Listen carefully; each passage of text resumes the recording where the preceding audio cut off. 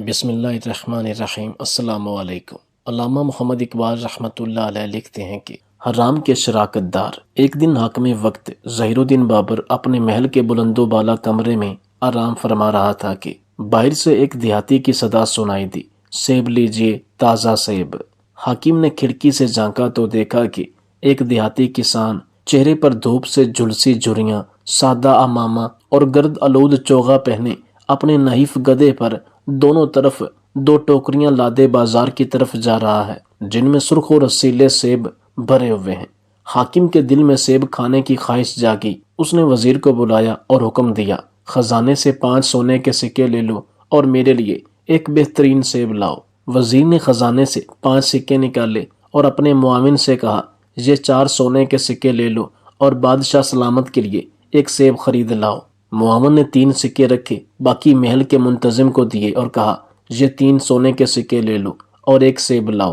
محل کے منتظم نے 2 سکے رکھے اور چوکیداری کے منتظم کو بلایا اور کہا، یہ 2 سکے لے جاؤ اور فوراً ایک سیب لاؤ۔ چوکیدار کے منتظم نے ایک سکہ گیٹ پر موجود سپاہی کو دیا اور کہا، سنو، یہ لو 1 سونے کا سکہ اور وہ جو گلی کے کونے میں سیب بیچ رہا ہے اس سے سارے سیب خرید لو۔ سپاہی تیزی سے باہر نکلا، مگر سکہ دینے کی بجائے سیب فروش کو گریبان سے پکڑ کر دھاڑا۔ او نادان دیہاتی، تجھے خبر نہیں کہ یہ شاہی محل ہے؟ تیری بلند آواز نے حضور والا کی نیند میں خلل ڈال دیا ہے۔ اب مجھے حکم ہے کہ تجھے قید کر دوں۔ بیچارہ دیہاتی تھر تھر کانپنے لگا اور ہاتھ جوڑ کر گڑ گڑایا، حضور میری خطا معاف کیجیے۔ یہ گدھا میری 1 سال کی محنت سے کمائے گئے سیبوں کا بوجھ اٹھا رہا ہے۔ یہ سیب لے لیجیے مگر مجھے قید نہ کیجیے۔ سپاہی نے جلدی سے دونوں ٹوکریاں قبضے میں لیں، کچھ سیب خود رکھے، باقی چوکیدار کے منتظم کو دیے۔ اس نے ان میں سے چند سیب رکھے اور باقی اوپر کے افسر کو دے دیے۔ ساتھ کہا، یہ وہ سیب ہیں جو 1 سونے کے سکے میں خریدے گئے ہیں۔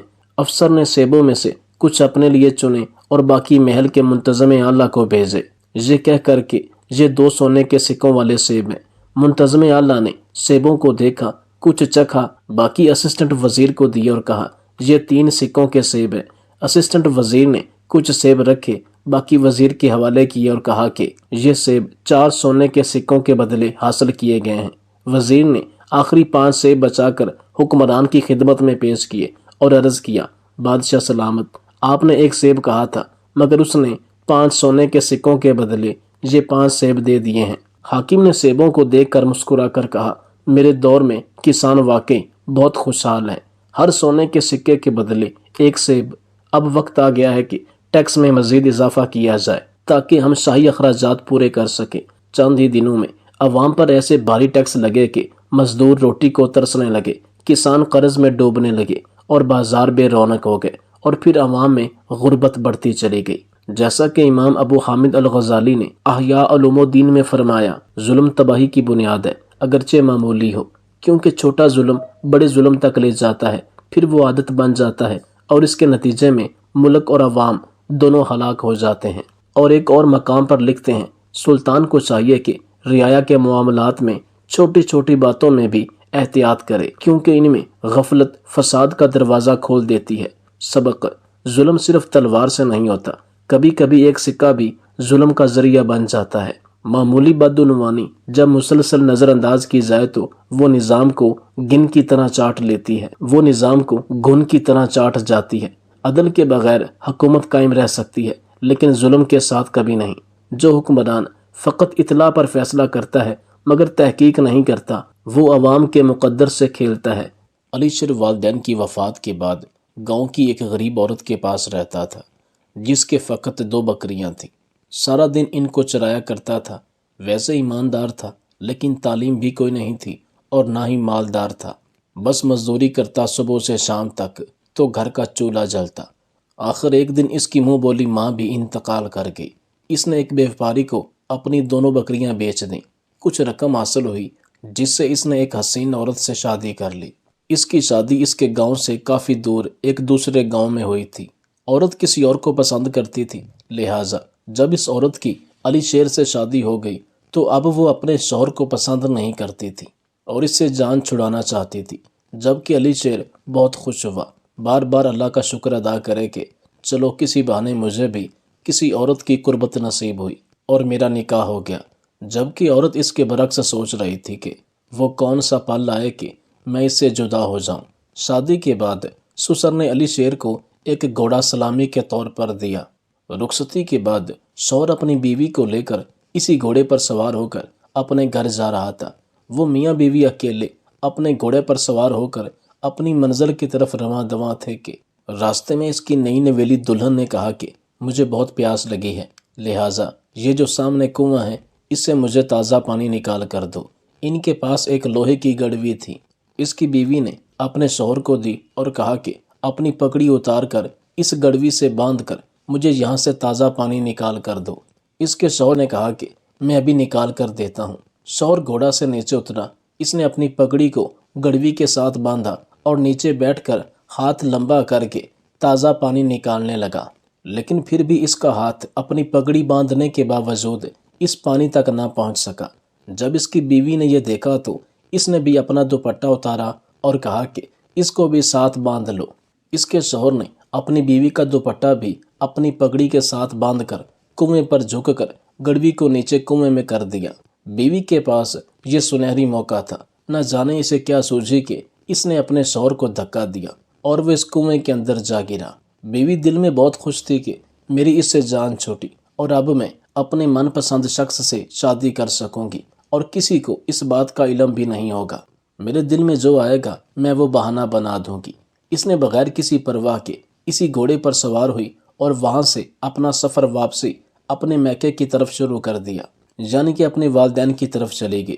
خوش قسمتی سے کنویں سے کچھ فاصلے پر ایک چرواہا اپنی بکریاں چرا رہا تھا۔ وہ دوڑتا ہوا اس کنویں کے پاس آیا اور ایک رسی کی مدد سے کنویں میں گرے ہوئے شخص یعنی علی شیر کو نکالنے میں مدد کرنے لگا۔ کافی مشقت کے بعد چرواہا علی شیر کو کنویں سے نکالنے میں کامیاب ہو گیا۔ علی شیر کی زوجہ کو خاص گھوڑا چلانا نہیں آتا تھا، اس لیے وہ دھیمے دھیمے اپنے والدین کی طرف جا رہی تھی۔ علی شیر نے اپنے کپڑے نچوڑے اور ان کو خشک کرنے لگا۔ اتنے میں ایک تیز گھڑ سوار آدمی اس کے پاس آ رکا اور پوچھا کہ سب خیریت ہے؟ علی شیر نے اسے کہا کہ آپ مجھے اگلے گاؤں تک چھوڑ دیجئے، آپ کا بہت احسان ہوگا۔ اس مسافر گھڑ سوار نے اسے اپنے گھوڑے کے پیچھے بٹھایا اور چل پڑا۔ یہ گھڑ سوار گھوڑا چلانے میں ماہر تھا، لہٰذا ابھی علی شیر کی بیوی اپنے والدین کے گھر کے دروازے پر پہنچی، پیچھے سے علی شیر بھی جا پہنچا۔ جیسے علی شیر کی بیوی اپنے گھوڑے سے اتری اور اپنے والدین کے گھر داخل ہوئی، والدین نے اسے پوچھا کہ تمہارا شوہر کہاں ہے اور سب خیریت تو ہے؟ اتنے میں پیچھے سے علی شیر نے کہا کہ جی سب ٹھیک ہے، وہ میرا پیٹ خراب ہو گیا ہے۔ علی شیر کے سسر نے کہا کہ کوئی بات نہیں بیٹا، تم یہاں پر رکو، میں تمہارے لیے حکیم سے دوا لے کر آتا ہوں۔ وقتی طور پر یہ بات رفع دفع ہو گئی۔ علی شیر کو دیکھ کر اس کی نئی نویلی دلہن یعنی اس کی بیوی کے پاؤں تلے زمین نکل گئی کہ یہ کیسے یہاں آ گیا۔ یہ بہت ڈرنے لگی کہ اب میرا سب جھوٹ سامنے آ جائے گا اور میری بہت بے عزتی اور بدنامی ہوگی، حتیٰ کہ اس کے پاؤں کے نیچے سے زمین کھسک گئی۔ اس کا سارا جسم پسینے سے شرابور ہو گیا کہ یہ کم بخت یہاں کیسے آ گیا۔ میں تو اسے اپنی طرف سے مار کر آئی تھی کہ اس سے اب جان چھوٹ جائے گی۔ خیر، اب وہ یہ سوچنے لگی کہ اب یہ ساری بات کھل جائے گی اور میرا شوہر میرے والدین اور میرے بہن بھائیوں کو، رشتہ داروں کو ساری حقیقت سے آگاہ کر دے گا۔ جبکہ علی شیر نے سوچ لیا تھا کہ اللہ کا شکر ادا کرنا ہے اور گزارا کرنا ہے، جو ہو گیا سو ہو گیا۔ جو میری بیوی نے میرے ساتھ کیا، اب میں اس کے ساتھ ایسا نہیں کروں گا کہ اسے شرمندگی کا سامنا کرنا پڑے۔ جبکہ اس کی بیوی یہ نہیں جانتی تھی، وہ تو اسی ڈر میں تھی کہ اب میرا شوہر ذکر کرے گا، اب بتائے گا، اور یہی سوچ سوچ کر اس کا خون خشک ہو رہا تھا اور اب وہ اپنے شوہر کی آنکھوں میں آنکھیں ڈال بھی نہیں سکتی تھی۔ خیر، علی شیر نے عصر کی نماز ادا کی، اس کے بعد کھانا کھایا۔ جبکہ بیوی اس کی یہی سوچ رہی تھی کہ اب میرا شوہر بتائے گا، لیکن اس نے کسی کو اس بات کی بھنک تک نہیں لگنے دی جو واقعہ اس کے ساتھ ہو چکا تھا۔ اسی طرح شام ہوئی، دلہن کے والد اور بھائی بھی کام سے گھر واپس لوٹ آئے، لیکن کسی کو نہ دلہن نے کچھ بتایا اور نہ ہی اس کے شوہر علی شیر نے کچھ بتایا۔ گفت و شنید ہوتی رہی، حتیٰ کہ رات ہو گئی اور ان کے بستر لگ گئے اور یہ سو بھی گئے۔ جبکہ بیوی اس کی اسی انتظار میں تھی کہ اب میرا شوہر بات کرے گا، اب بتائے گا کسی کو، لیکن اس نے کسی سے کوئی ذکر نہ کیا اور خاموشی کے ساتھ سو گیا۔ اگلے دن صبح اٹھا، فجر کی نماز ادا کی، اس کے بعد ناشتہ کیا اور پھر اپنی ساس سسر سے کہا کہ اچھا، اب مجھے اپنی بیوی کو لے کر نکلنا چاہیے، لہٰذا مجھے اجازت دیجیے۔ اس کے ساس سسر نے کہا کہ ٹھیک ہے بیٹا، اللہ کے سپرد۔ ساس سسر نے اپنے داماد اور بیٹی دونوں کو دعاؤں میں رخصت کیا، جبکہ اس کی بیوی اب بھی یہی سوچ رہی تھی کہ شاید میرا شوہر کسی پلان کے تحت مجھے لے کر نہ جا رہا ہو، یا وہاں مجھے کوئی خطرہ نہ ہو، یا مجھے کوئی نقصان نہ پہنچائے۔ خیر میاں بیوی اسی گھوڑا پر دوبارہ سوار ہوئے اور سفر کرنا شروع کر دیا۔ جب اسی کنویں پر دوبارہ پہنچے تو اس کی بیوی نے کہا کہ 1 منٹ گھوڑا یہاں پر روکیے گا۔ اس کے شوہر نے کہا کہ خیر تو ہے۔